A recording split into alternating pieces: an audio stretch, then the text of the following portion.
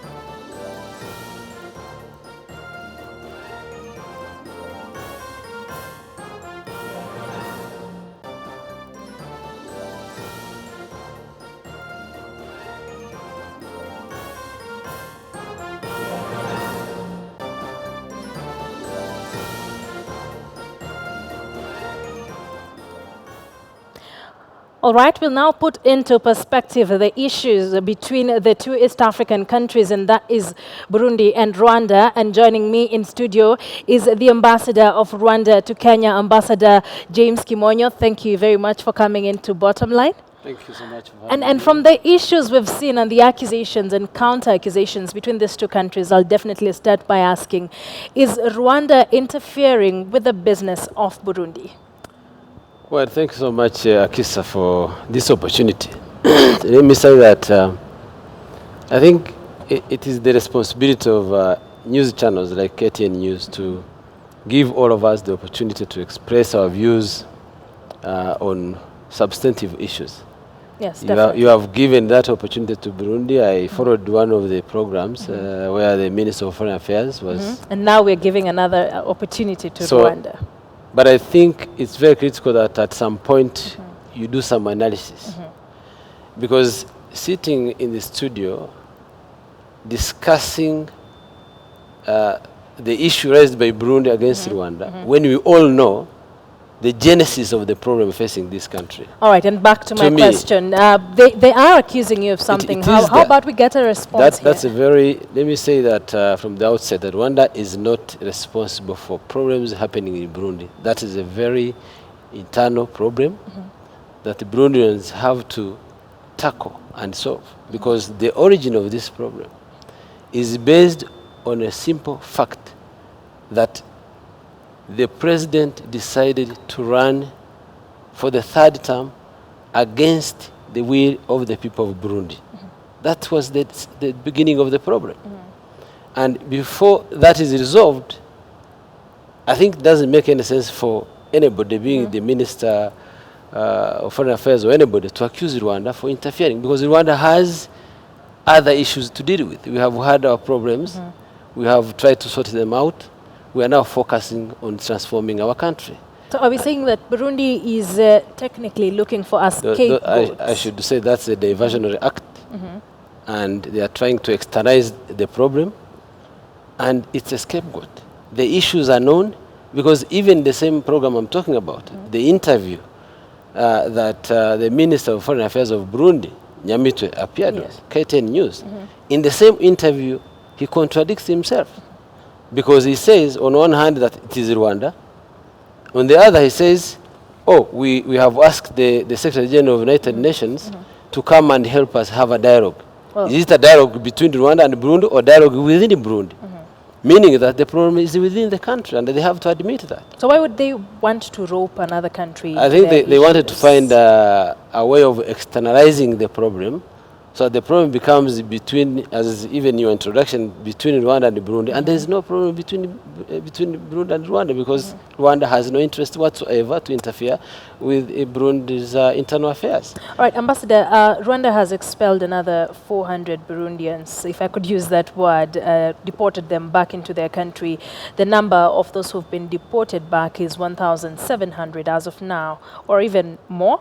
Don't you think this is quite a hard stance? We have had, because even here we are talking about, you know, some Somali and the other nationalities to yes. be, you know, deported or repatriated. We have had cases of Rwandans being repatriated or deported from Burundi, or from Tanzania, from DRC. It has happened from Rwanda to other countries. It's a normal thing. What informed the decision? Each country has its immigration laws that have to be followed. So anything has the timing. If it happened during this period, it doesn't have anything to do with the accusations that are being leveled against Rwanda. So, because to be honest, I mean, you know the region. What would Rwanda gain from you know, destabilizing or trying to destabilize Burundi when it is already not stable? So what, I think it is in our interest to have Burundi or any other neighbor stable so that we can do business. We are now, you know, in the next few days we're going to host the EU summit. We'll be discussing those issues. We have just concluded the World Economic Forum. We have many other important issues to focus on, not this small thing that's being raised every day, every now and then. And I think I felt so really a bit hesitant to come to this program, because I looked at what the minister said. Even your ambassador in Burundi, the way he described the situation, it's like a paradise. I think we have to face these challenges. As so a what continent. really informs this decision to expel them?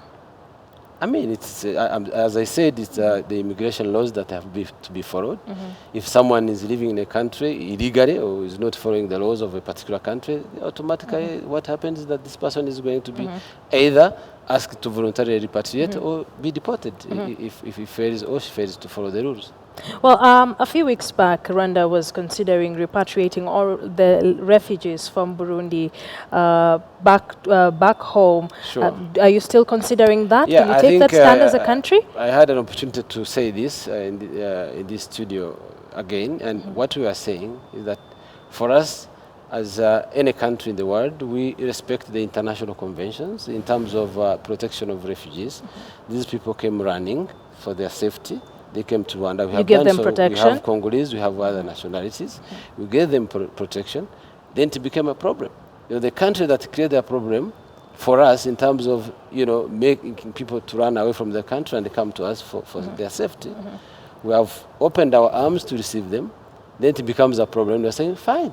If you think the only way we want to destabilize Burundi is because we have to go through the refugees or that's the only way we can do it, fine, take them to another third country, or if Burundi claims to be, as the minister was saying, that they are okay, they have no problem, let them go back home. Because we're saying, on one hand, we can't be carrying this burden to deal with this big number of refugees, and then at the same time, we are accused of using them to attack their own country. So we're saying, thank you, okay, we have them here, UNHCR, all the partners, Burundi and everybody, let's talk and find a way of how we can relocate these people to another place so that this problem goes to another person, not Rwanda. Well, so as you mentioned, that the country is currently preparing for the AU summit to be hosted by Rwanda, and you're just coming from hosting the World Economic Forum, and you've mentioned that, if anything, you would need the neighboring countries to be stable so that you have have business with them. Has this in any way affected your operations or your economy as a whole, even as we expect this big forum to be hosted? No, I think as much as you may want all of us to have a stable region, we want really, and wish them well, we want Burundi to be stable and any other place that has a problem. But I should say, in terms of how we manage our internal issues, how we manage our programs, how we manage all these big events, I think to me that's a minute kind of a problem that would even take a minute to think about when you prepare for such a big event.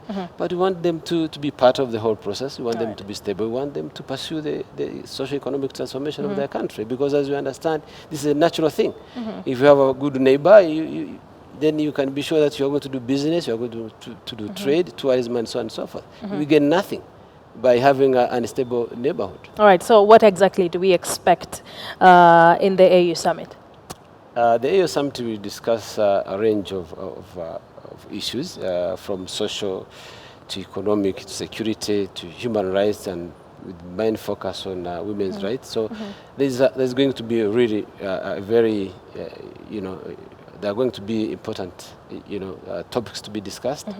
The main event, the summit itself, but also side events that are going to be tackling different issues, HIV/AIDS. We're going to have first ladies discussing several important issues on the continent. So it's a big event. It's an annual event that's known, and I think we are so excited to host more than 4,000 delegates. We are ready. We have a new convention center that is complete. We have Radisson Blue up and running. We have Marriott. We have all the facilities to receive the people, and they should be ready to come and enjoy. I mean, apart from substantively contributing to the summit, but also have time to go around and see the country and see what we have done in the last 20 years. So it's all systems go? Yeah, yeah.